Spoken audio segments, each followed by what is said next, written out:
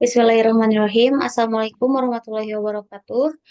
Perkenalkan, nama saya Nela Nurul Fauzia dengan NIM 12120808083 dari kelas 7B. Saya di sini akan melakukan presentasi mengenai tugas akhir media pembelajaran. Nah, untuk yang pertama, di sini ada media dari Edpuzzle itu sendiri. Nama medianya yaitu Edpuzzle pada materi pencemaran udara. Nah, untuk platform yang dipakai atau aplikasi yang dipakai itu adalah aplikasi Edpuzzle. Nah, aplikasi Edpuzzle ini bisa diunduh di Play Store di HP itu. Kemudian atau juga bisa dibuka di dalam web itu menggunakan link website seperti itu. Nah, untuk langkah-langkah pembuatan media pembelajaran Edpuzzle ini sendiri, yaitu yang pertama mengumpulkan materi dari buku, jurnal, ataupun sumber lainnya yang relevan. Kemudian membuat dan memasukkan video pembelajaran yang sesuai, yaitu materinya yaitu pencemaran udara. Nah, yang ketiga itu membuat kisi-kisi soal mengenai soal tentang pencemaran udara itu sendiri. Nah, untuk kisi-kisinya ada di bagian tabel jurnal. Kemudian yang keempat itu memasukkan soal-soal yang telah dibuat ke dalam video pembelajaran. Selanjutnya mengatur media pembelajaran agar dapat digunakan oleh siswa. Terus yang keenam itu membuat link Google Classroom agar siswa dapat mengakses asesmen atau tugas yang ada di Edpuzzle ini menggunakan Google Classroom. Nah, di sini ada beberapa fitur dari Edpuzzle sendiri. Nah, di sini ada fitur My Content, kemudian My School, Notification, sama My Class. Nah, untuk My Class ini nanti di sini bisa diklik untuk melihat video assignment atau video tugas itu sendiri. Nah, di sini ada salah satu assignment yang sudah saya buat, yaitu berjudul Pencemaran Udara Akibat Asap Kendaraan. Nah, berikut ini merupakan tata cara penggunaan Edpuzzle bagi siswa. Nah, yang pertama itu mengunduh aplikasi Edpuzzle atau masuk ke dalam website edpuzzle.com. Kemudian yang kedua, pilih opsi saya seorang siswa atau I am a student. Kemudian yang nomor tiga itu, jika siswa sudah memiliki akun, kemudian siswa diminta untuk memasukkan nama pengguna dan juga kata sandinya. Nah, jika siswa belum memiliki akun, maka siswa diminta untuk memasukkan kode kelas yang sudah diberikan guru gitu. Kode kelas itu yaitu kode kelas di Google Classroom tersebut. Kemudian siswa diminta untuk mengisi nama dan juga memilih nama pengguna dan juga kata sandi yang akan digunakan pada Edpuzzle tersebut.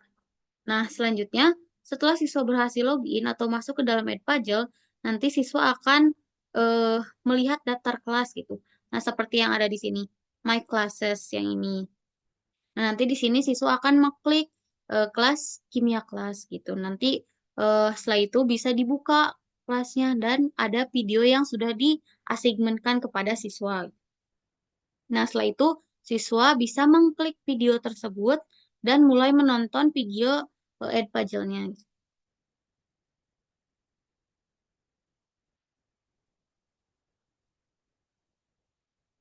Nah,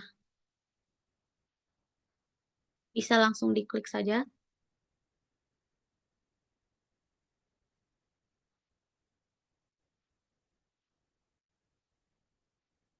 Ini tampilan kalau dari pihak seorang guru itu. Kalau dari siswanya nanti sedikit berbeda. Bisa diklik play.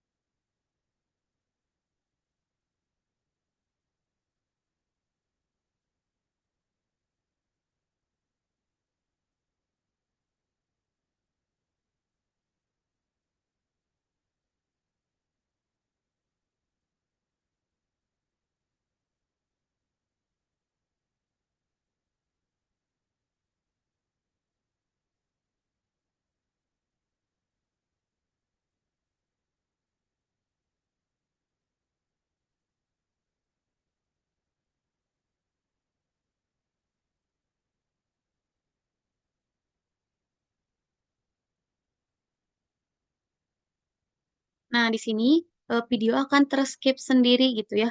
Nah, video terskip ini menandakan bahwa soal itu akan ada soal gitu yang harus dijawab oleh siswa.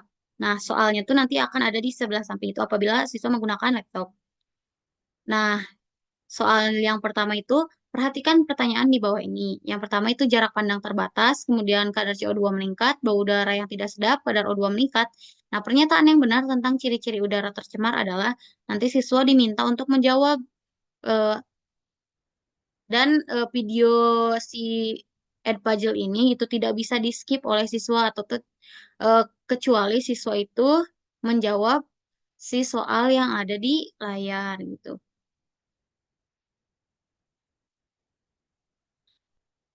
Nah, jawabannya satu, dua, tiga.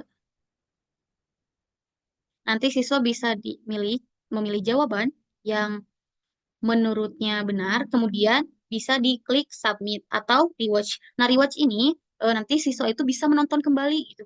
Menonton kembali video pembelajarannya apabila misalnya siswa kurang paham tentang si pertanyaan-pertanyaan yang ada di sini. Jadi siswa bisa mempelajari dulu, lalu kemudian menjawab lagi gitu. Lalu kita klik submit,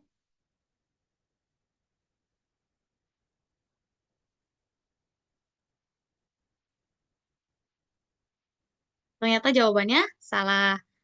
Jadi jawaban, nah nanti di sini tuh bakal ada eh, kalau misalnya jawaban salah berarti tandanya X, kalau tandanya benar itu tanda panah warna hijau ini itu. Nah, kita bisa klik continue untuk melanjutkan menonton video lagi.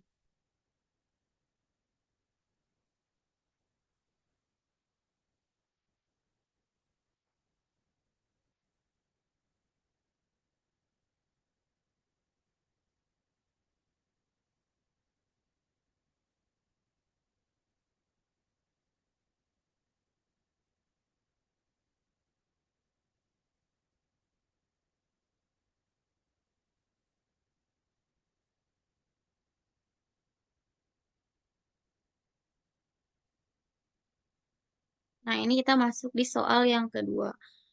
Nah, pencemaran udara termasuk ke dalam salah satu pencemaran lingkungan yang sangat berdampak bagi kehidupan makhluk hidup di bumi.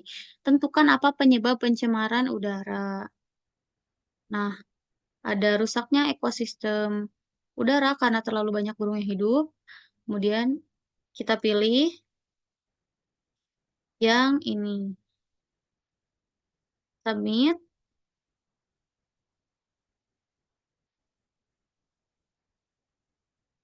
Nah, ini tanda kalau soalnya atau jawaban yang siswa pilih itu benar gitu ya. Nanti di sini ada keterangan tanda checklist, kemudian ada jumlah skor gitu, 100 dari 100 gitu. Nah, siswa bisa mengklik continue untuk melanjutkan ke soal selanjutnya.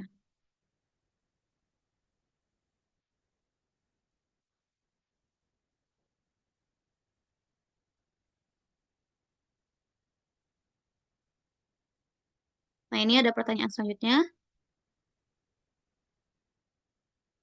Zat pencemar.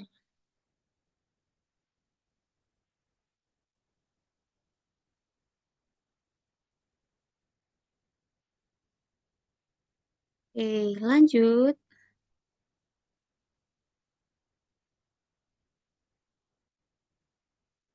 Nah, jadi di video Edpuzzle ini ada sekitar 10 pertanyaan. Nah, untuk kisi-kisi soalnya sendiri, ini tuh ada kisi-kisi soalnya gitu ya, tentang si soal-soal ini. Nah, nanti eh, siswa itu akan menonton video, kemudian dilanjutkan dengan menjawab pertanyaan hingga videonya selesai gitu, sampai ke soal yang nomor 10.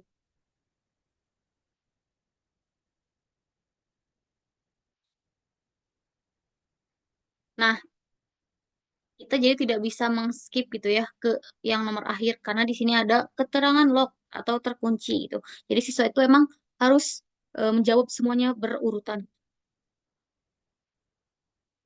Oke, jadi kita lanjut ke tentang kelebihan dan juga kekurangan media Edpuzzle ini. Nah, untuk kelebihan dari Edpuzzle sendiri, yang pertama itu peserta didik tidak dapat melewati atau skip isi video. Nah, video juga akan otomatis berhenti jika siswa beralih ke tab atau jendela. Nah, hal ini dapat menjaga fokus siswa gitu ya, agar terfokus untuk mengerjakan soal. Nah, kemudian video dalam Edpuzzle ini dapat diambil dari YouTube, kemudian National Geographic, dan sumber-sumber lainnya atau guru ini bisa membuat sendiri video untuk dimasukkan ke dalam Edpuzzle. Nah, pertanyaan yang dapat dimasukkan di tengah Edpuzzle itu tidak dibatasi gitu. Jadi pertanyaan yang bisa dimasukkan itu bisa 10, 15, atau 20 sesuai dengan keinginan guru itu sendiri. Nah, kemudian pendidik dapat mengetahui durasi menonton video serta statistik penyelesaian soal yang sudah dikerjakan oleh peserta didik. Misalnya, pada video bagian tertentu, beberapa kali peserta didik melakukan pemutaran ulang dan juga di soal mana peserta didik menjawab benar atau salah dan sebagainya. Nah, kemudian pendidik dapat memberikan umpan balik atau feedback terhadap jawaban peserta didik, baik secara otomatis maupun manual. Nah, selanjutnya, pada bentuk soal pilihan ganda, penilaian dapat dilakukan secara otomatis oleh sistem Edpuzzle. Nah, untuk kekurangan dari media Edpuzzle sendiri, yaitu siswa ini harus memiliki akun masing-masing untuk menonton video. Nah, hal ini tuh mungkin akan membuat siswa itu tidak bisa bekerja sama dengan rekan setimnya gitu untuk menyelesaikan soal atau untuk berdiskusi tentang konten videonya. Nah, kemudian siswa juga sulit untuk menemukan video yang sesuai dengan kelas. Nah, kalau ini kekurangan di pihak pendidik atau gurunya gitu. Terutama karena banyaknya versi yang berulang di dalam hasil pencarian gitu. Seperti itu.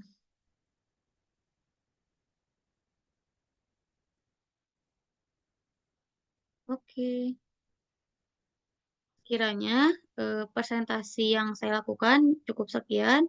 Mohon maaf apabila terdapat kesalahan. Wassalamualaikum warahmatullahi wabarakatuh.